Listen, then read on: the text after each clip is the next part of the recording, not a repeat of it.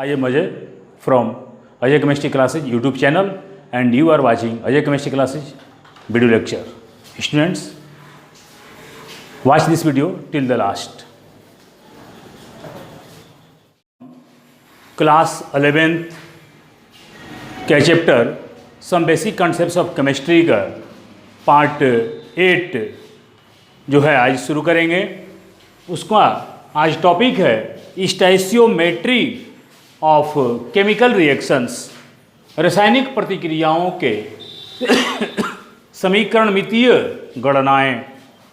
ठीक है, तो यहाँ पर हम ये देखेंगे स्टोइचियोमेट्री, ये जो है ये स्टोइचियोमेट्री जो शब्द है ये एक ग्रीक शब्द है। ग्रीक ये जो है एक ग्रीक शब्द है और ये जो है दो अक्षर से बना है, स्टोइचियोन प्लस मेट्रॉन। इसका मतलब होता है तत्वों की माप, तत्वों की माप। स्टोइचियोमेट्री शब्द जो है स्टोइचियोन प्लस मेट्रॉन से बना है, जो जिसका अर्थ होता है तत्वों की माप। अब इसमें जैसे हम किसी भी तत्व या रासायनिक प्रतिक्रिया के जितने भी प्रतिकारक और प्रतिफल होते हैं उनके मोल, अणुओं की संख्या, परमाणुओं की संख्या, उनके द्रव्यमानों एवं उनके आयतनों के बीच में जो संबंध दर्शाया जाता है उसको हम कहते हैं स्टोइचियोमेट्री। स्टोइचियोमेट्री यहाँ पर जैसे मान लो एग्जाम्पल के तौर पर CaCO3 कैल्शियम कार्बोनेट को गर्म करने पर calcium oxide plus carbon dioxide मुक्त होता है। ये क्या है? प्रतिकारक और ये है प्रतिफल। यहाँ पर तुम देख रहे हो कि ये कैल्शियम कार्बोनेट का 1 मोल, ये भी 1 मोल और ये भी 1 मोल। अगर हम ग्राम में बात करें तो 40 और 12 52 और 48 100, ये 100 ग्राम, 40 और 16 56 ग्राम, 32 और 12 44 ग्राम। यहाँ पर ये ठोस है, ये भी ठोस है और ये गैस है। गैस का आयतन एनटीपी पर कितना होगा? 1 मोल का 22.4 लीटर। कहाँ? एनटीपी पर। अब यहाँ पर इसका स्टोइचियोमेट्री जो है, हम अगर मोल की बात करें तो 1 मोल कैल्शियम कार्बोनेट को गर्म करने पर 1 मोल कैल्शियम ऑक्साइड बनता है तथा 1 मोल CO2 गैस मुक्त होती है। अगर हम ग्राम की बात करें, 100 ग्राम कैल्शियम कार्बोनेट को गर्म करने पर 56 ग्राम कैल्शियम ऑक्साइड मिलता है और 44 ग्राम क्या CO2 मुक्त होता है, CO2 गैस मुक्त होती है। अब अगर हम इस CO2 के आयतन की बात करें तो 100 ग्राम कैल्शियम कार्बोनेट को या 1 मोल कैल्शियम कार्बोनेट को गर्म करने पर 56 ग्राम यानी 1 मोल कैल्शियम ऑक्साइड तथा 22.4 लीटर CO2 गैस मुक्त होती है। तो यहाँ पर आप देखिए मोल मोल मोल, ये मोल का रिलेशन, यहाँ ग्राम में भार, ये देखो ये ग्राम में यानी द्रव्यमानों के बीच रिलेशन। यहाँ पर क्या है? ये द्रव्यमान और आयतन के बीच रिलेशन, इसी को तो हम कहते हैं स्टोइचियोमेट्री। यहाँ पर इसमें कितना से गुणा है? 1 से, इसलिए 1 मोल, यहाँ भी 1 मोल, यहाँ भी 1 मोल। अब यहाँ पर जैसे एक एग्जाम्पल और ले लो, जैसे Ca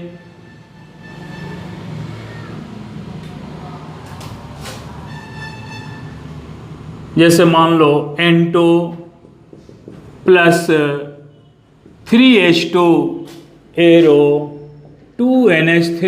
ये देखिए अगर हम यहाँ पर ये N2 कितने अणु हैं? 1 अणु, अगर हम अणु की बात करें तो एक अणु, यहाँ पर 3 अणु, यहाँ पर 2 अणु। मोल की बात करें तो 1 मोल, यहाँ पर 3 मोल, यहाँ पर 2 मोल। ये जितना मोल उतना ही ग्राम अणु। अगर हम अणु की बात करें, ग्राम अणु, 1 ग्राम अणु, 3 ग्राम अणु, 2 ग्राम अणु। अब ग्राम की बात करें, 14 दूनी 28 ग्राम। एक हाइड्रोजन का 1 तो 3 दूनी 6 ग्राम। यहाँ हम नाइट्रोजन का 14, एक हाइड्रोजन का कितना 3, 1 तो 3 हाइड्रोजन का 3 तो 14 3 17, 17 दूनी 34, यानी 2 गुणे 17 बराबर 34 ग्राम। यानी 28 ग्राम नाइट्रोजन 6 ग्राम हाइड्रोजन से संयोग करता है, तो 34 ग्राम क्या अमोनिया गैस प्राप्त होती है। अगर हम आयतन की बात करें, चूंकि all these 3 reactants and products are in gaseous state, so you can expressed in this reaction in volume. यहाँ पर ये 1 मोल है, तो 1 मोल का आयतन 22.4 लीटर। ये 3 मोल है, 3 गुणे 22.4 लीटर। ये 2 मोल है, 2 गुणे 22.4 लीटर। यानी इसका स्टैचियोमेट्री 1, 3, 2। यही तो स्टैचियोमेट्री है, यही है स्टैचियोमेट्री, कुछ नहीं है इसमें। यहाँ पर आप ध्यान दीजिए, अगर अणु की बात करो तो अणुओं के बीच रिलेशन, या मोल के बीच रिलेशन, या द्रव्यमानों के बीच रिलेशन, या आयतनों के बीच रिलेशन को किसी भी रासायनिक प्रतिक्रिया में सभी प्रतिकारकों एवं प्रतिफलों के बीच, प्रतिफलों के अणुओं या मोलों या ग्राम में भार या उनके आयतनों के बीच संबंध को ही हम क्या कहते हैं, स्टैचियोमेट्री कहते हैं। अब आइए, स्टैचियोमेट्रिक गुणांक क्या है। ये तो हो गया स्टैचियोमेट्री। अगर हम स्टैचियोमेट्रिक गुणांक की बात करें,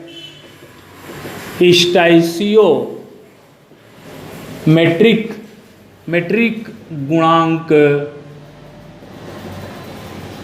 कोएफिशिएंट, देखिए ध्यान से, N2 का 1, H2 का, यहां देखो N2 का 1, H2 का 3 से मल्टीप्लाई है, N2 में 1 से मल्टीप्लाई है, अमोनिया में 2 से मल्टीप्लाई है। तो यहां पर N2 का स्टैचियोमेट्रिक गुणांक 1, हाइड्रोजन का 3 एंड अमोनिया का कितना 2। तो इसको हम क्या कहते हैं, जो यहां पर ग्राम अणुओं की संख्या को बतलाए, मोल की संख्या को बतलाए, दैट इज कॉल्ड स्टैचियोमेट्रिक कोएफिशिएंट। यहां पर आप समझ गए होंगे, बिल्कुल क्लियर, ये बहुत ही आसान है। जैसे एक एग्जांपल और ले लेते हैं, जैसे ये CH4 गैस है, अगर तुम इसको ऑक्सीजन में जलाओगे तब यहाँ पर CO2 गैस बनता है और जल बनता है। अब जो है यहाँ पर ये कितना मोल है, 1 मोल, ये 2 मोल, और ये है 1 मोल, और ये है 2 मोल।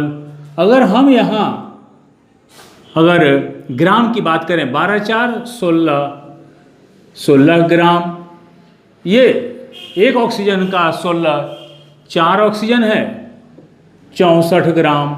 ये 16 दूनी 32, 12 44 ग्राम। H2O का 18 होता है द्रव्यमान, 2 से गुणा है, 2 गुणे 18 ग्राम।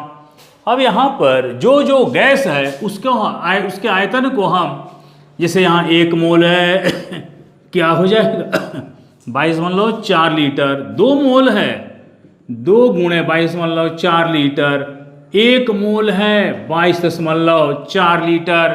ये तो गैस के रूप में नहीं है। तो यहाँ पर इस तरह से जो है हम आपका ये स्टैचियोमेट्री को हम दर्शा सकते हैं। ठीक है, तो इसका एग्जाम्पल एक और ले लो, CaCO3 प्लस 2HCl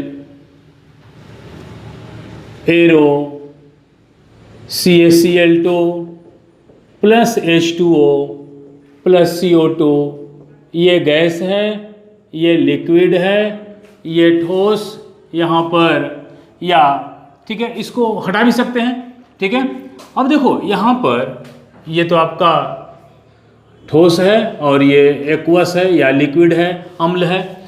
अब देखो यहाँ पर ये कितना मोल है, 1 मोल। ये कितना मोल है, 2 मोल। कितना मोल है, 1 मोल।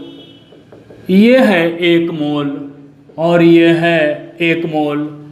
CaCO3 ग्राम में भार 100 ग्राम, 35.5 और 136.5, 2 गुणा में 36.5 ग्राम, 35 दूनी 70, 71, 71 और 40, 111 ग्राम, 18 ग्राम, 44 ग्राम।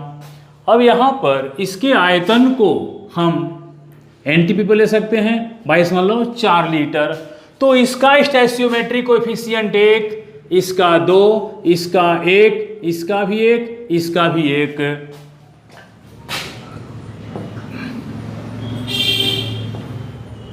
Fe plus 4H2O, Fe3O4, 4 hydrogen. ये गैस है, ये ऑक्साइड है, ये स्टीम है, स्टीम भाप, और ये आयरन है। यहाँ पर अगर मोल की बात करें तो 3 मोल, यहाँ पर 4 मोल, 1 मोल, ये 4 मोल। तो ये स्टैचियोमेट्री इसका कितना हुआ, स्टैचियोमेट्रिक कोएफिशिएंट, स्टैचियोमेट्रिक कोएफिशिएंट ये जो है कितना हुआ इसका, 3, 4, 1, 4। अगर हम ग्राम की बात करें तो 3 गुणे 56 ग्राम, 4 गुणे 18 ग्राम, यहाँ पर 56, 18, 16 और ये 64, 232, ये हो जाएगा 232 ग्राम, और ये हो जाएगा 4 दूनी 8, ये क्या हो जाएगा। अब देखो यहाँ पर ये तो स्टैचियोमेट्रिक कोएफिशिएंट है। अब देखो अगर हम यहाँ पर ये गैस है, भाप है, और ये भी गैस है, इसके आयतन को तुम ले सकते हो 4 गुणा में 22.4 लीटर, और ये क्या है 4 गुणा में 22.4 लीटर। तो ये जो है ये आपका क्या है कि जब लोहे पर स्टीम प्रवाहित की जाती है तो ट्राइफेरिक टेट्रा ऑक्साइड बनता है तथा हाइड्रोजन गैस मुक्त होती है। कितना, 4H2 यानी 4 मोल हाइड्रोजन निकलती है। 4 मोल एक हाइड्रोजन का, एक तो 4 मोल का, 4 दूनी 8 हाइड्रोजन है, कितना हो जाएगा 8। ठीक है, यहाँ पर ये जो है कितना मोल है, 4 मोल। अब देखो अगर हम आयतन की बात करें तो 4 गुणे 22.4, यहाँ भी 4 से मल्टीप्लाई है, तो इनका स्टैचियोमेट्रिक कोएफिशिएंट 3, 4, 1 और 4। इसी तरह से एक लास्ट एग्जाम्पल ले लो, जैसे मान लो C2H4 इथिलीन है, और ये आपका 2CO2 2H2O, तो ये आपका गैस 3 दूनी 2 दूनी 4 दूनी 6, ठीक है, ये इथिलीन गैस है, ये जो है आपका। तो यहाँ पर अगर हम मोल की बात करें तो 1 मोल, ये 3 मोल, ये 2 मोल, और ये भी 2 मोल। अगर हम भार की बात करें 12 दूनी 24 और 4 28 ग्राम, और ये 16 और ये 16 छक्का 96 96 ग्राम, और ये कितना 2 गुणे 44 ग्राम, 2 गुणे 18 ग्राम। अगर आयतन की बात करें तो ये 1 मोल है 22.4 लीटर, 3 मोल है 3 गुणे 22.4 लीटर, और ये हो जाएगा 2 × 22.4 लीटर। तो यहाँ पर कहता है कि मोल प्रतिकारक और प्रतिफल के मोल की संग मोलों के बीच या द्रव्यमानों के बीच या आयतनों के बीच जो संबंध होता है उसी को हम कहते हैं क्या, उसको हम कहते हैं स्टोइचियोमेट्री ऑफ केमिकल रिएक्शंस। और जिन संख्याओं से प्रतिकारक एवं प्रतिफलों में गुणा किया हुआ रहता है उन संख्याओं को, उन गुणांक को कहते हैं स्टोइचियोमेट्रिक गुणांक। ठीक है, तो स्टूडेंट्स इसका स्क्रीनशॉट ले लो।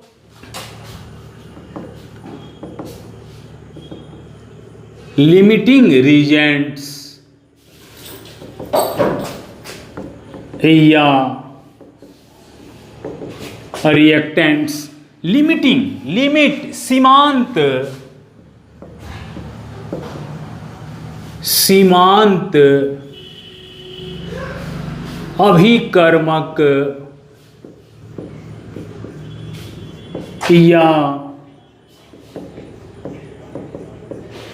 प्रतिकारक या अभिकारक भी बोलते हैं। सीमांत प्रतिकारक या अभिकर्मक। ये सीमांत शब्द क्या है? सीमा का अंत हो जाए। जहाँ सीमा का, जैसे मान लीजिए जहाँ पर हमारे देश की सीमा का अंत होता है उसको हम क्या बोलते हैं? सीमांत। वो जो है सीमांत राज्य होता है, सीमांत जिला होता है, जहाँ सीमा का अंत हो। तो ये जो है ये आपका सीमांत अभिकर्मक में सबसे पहले हम ये जानते हैं, जैसे मान लीजिए कि आपका A है और B2 है और दोनों संयोग करके बनाया AB2 अणु। ये परमाणु के रूप में है, ये अणु के रूप में है और ये यौगिक के रूप में है। अगर मान लीजिए कि यहाँ पर आप देख रहे हैं, पहले ध्यान से समझ लीजिए, ये इसको 1 मोल मान लो या 1 अणु मान लो, एक परमाणु, 1 अणु। यहाँ भी इस यौगिक का क्या बन रहा है? 1 अणु। अब देखो यहाँ पर, या हम इसे एक मोल परमाणु, 1 मोल अणु और 1 मोल अणु।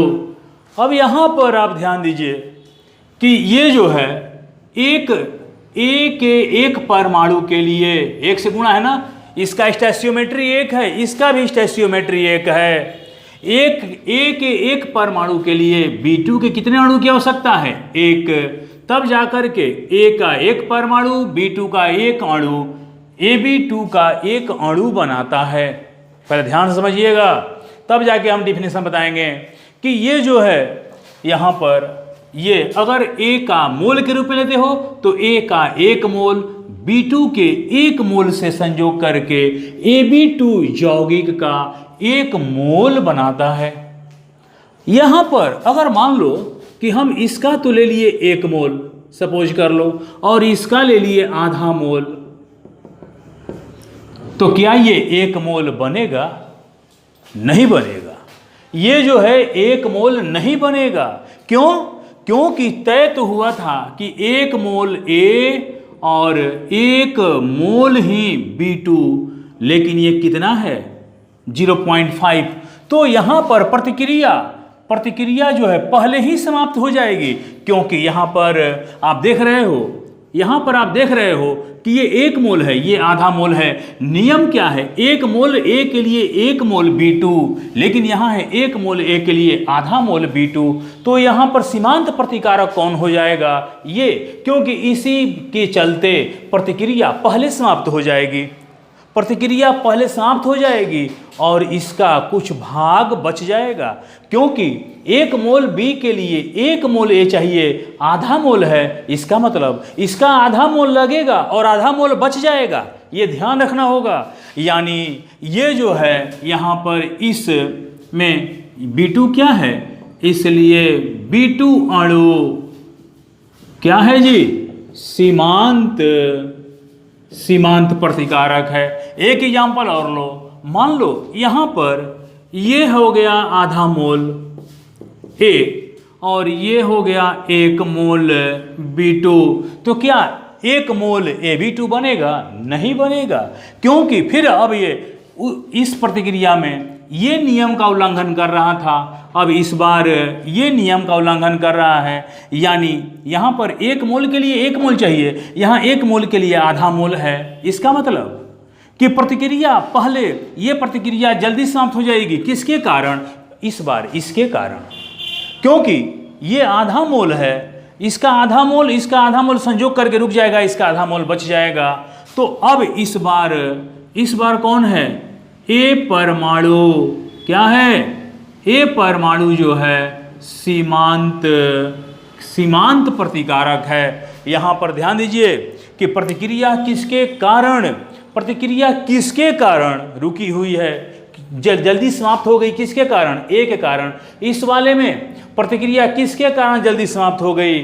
B2 के कारण। इसलिए इसमें B2 ने प्रतिक्रिया का अंत कर दिया, इसमें ए परमाणु ने प्रतिक्रिया का अंत कर दिया, इसलिए ए सीमांत प्रतिकारक है और इस वाले में B2 अणु सीमांत प्रतिकारक है। तो फिर इसमें ए क्या कहलाएगा? इसमें कहलाएगा अधिकता परमाणु या अधिकता प्रतिकारक। और इसमें देखिए इसका आधा मोल बच जाएगा, इसमें इसका आधा मोल बच जाएगा। तो जिसकी मात्रा बच जाएगी उसको कहते हैं एक्सेस रिएजेंट या एक्सेस रिएक्टेंट, और जिनकी मात्रा कम हो और उसी के कारण प्रतिक्रिया जल्दी समाप्त हो जाती है उसको कहेंगे क्या? सीमांत प्रतिकारक। तो एकदम बिल्कुल क्लियर हो गया होगा कि जिसके कारण किसी भी रासायनिक प्रतिक्रिया में कोई भी प्रतिकारक, जिस प्रतिकारक के कारण प्रतिक्रिया तुरंत समाप्त हो जाती है, यानी जिस प्रतिक्रिया में जिस प्रतिकारक की मात्रा कम होती है उस प्रतिकारक को सीमांत प्रतिकारक या सीमांत अभिकर्मक कहते हैं। और जैसे इसमें क्या है? B2 सीमांत है, तो ए क्या है? ए है एक्सेस रिएजेंट, अधिकता परमाणु या अधिकता प्रतिकारक या अधिकता अभिकर्मक। इस वाले में ए क्या है? सीमांत प्रतिकारक, B2 क्या है? एक्सेस रिएजेंट या एक्सेस प्रतिकारक। तो आप समझ गए होंगे यहाँ पर। अब देखिए, अगर मान लीजिए, अगर फिर भी कहीं मान लीजिए आपको अगर भ्रम हो या कहीं दिक्कत हो तो आप ऐसे समझिए, 2 दोस्त हैं ए और बी, इन्होंने एक प्लान बनाया टूर पे जाने का।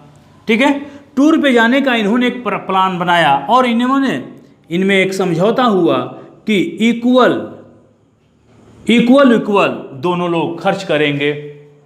मान लीजिए ये अपना ले गए 20,000 रुपया लेके गए थे और ये जो है 10,000 ही रुपया लेके गए थे। ये दोनों अपना घूम रहे हैं, तब तक बीच में इनका पैसा, चूंकि तो 10,000 रुपये लेके गए हैं, अब इनका पैसा समाप्त हो गया, एंड हो गया इनका मनी।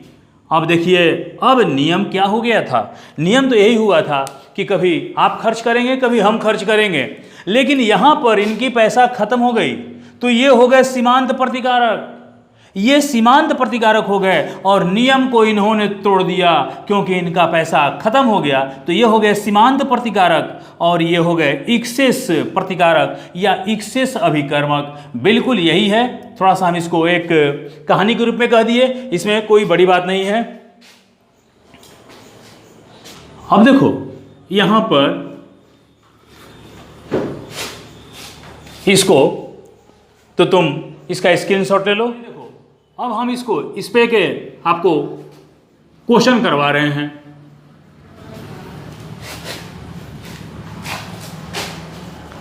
जैसे मान लो इसमें ए पॉइंट में दिया हुआ है, मान लो 100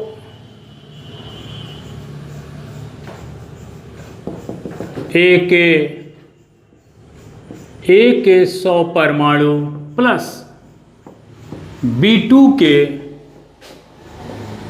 200 अणु, बी में मान लो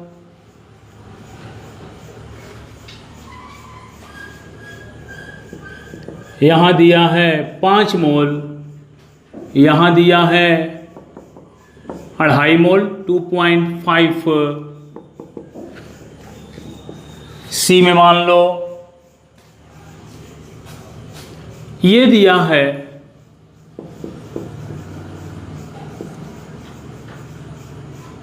2.5 मोल और ये दे दिया 2.5 मोल ए और ये है 5 मोल B2। उसके बाद ए के 100 परमाणु और B2 के 100 परमाणु।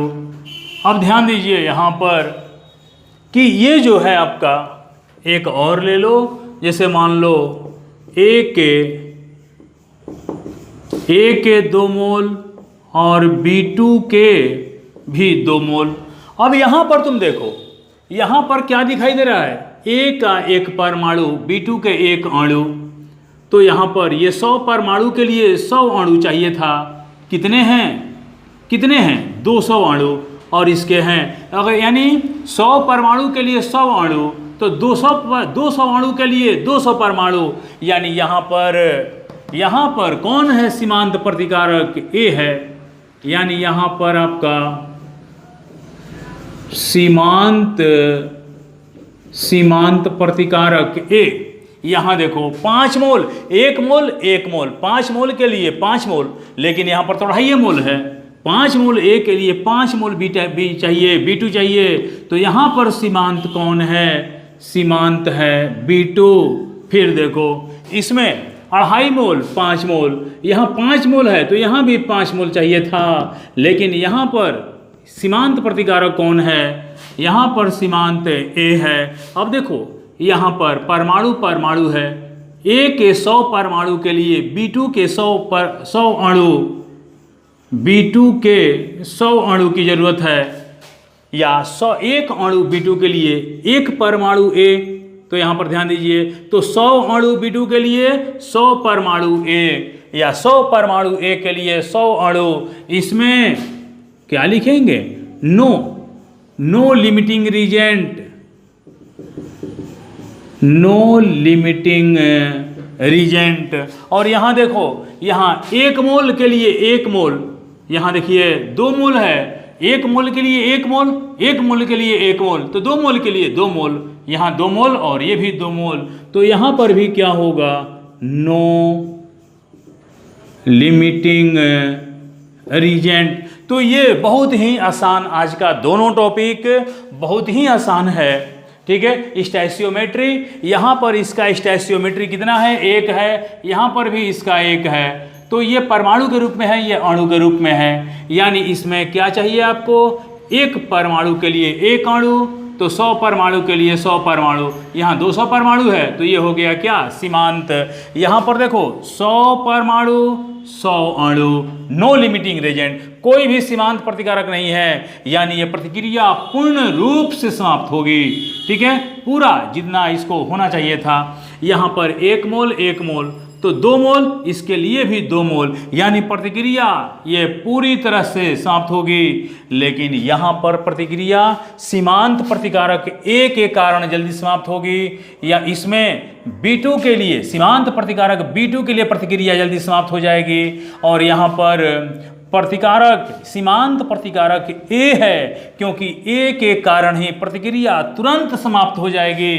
तो ऐसी प्रतिक्रियाओं में सीमांत प्रतिकारक ही प्रतिक्रिया को निर्धारित करते हैं, प्रतिक्रिया को तुरंत समाप्त करते हैं। तो इसका स्क्रीनशॉट ले लो।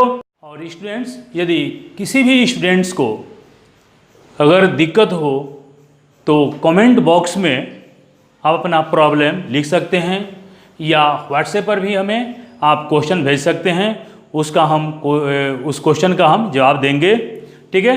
क्योंकि आप वीडियो देखेंगे तभी आपको पता चलेगा कि हमको कहाँ दिक्कत है, ठीक है। उस वीडियो से आप नोट्स बनाइए।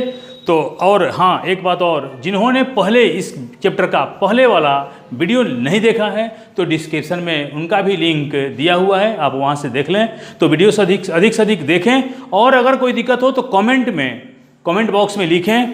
अगर वीडियो अच्छा लगे उसका भी कमेंट करें, और क्वेश्चन पूछना हो तो वहाँ भी पूछ सकते हैं, व्हाट्सएप भी पूछ सकते हैं।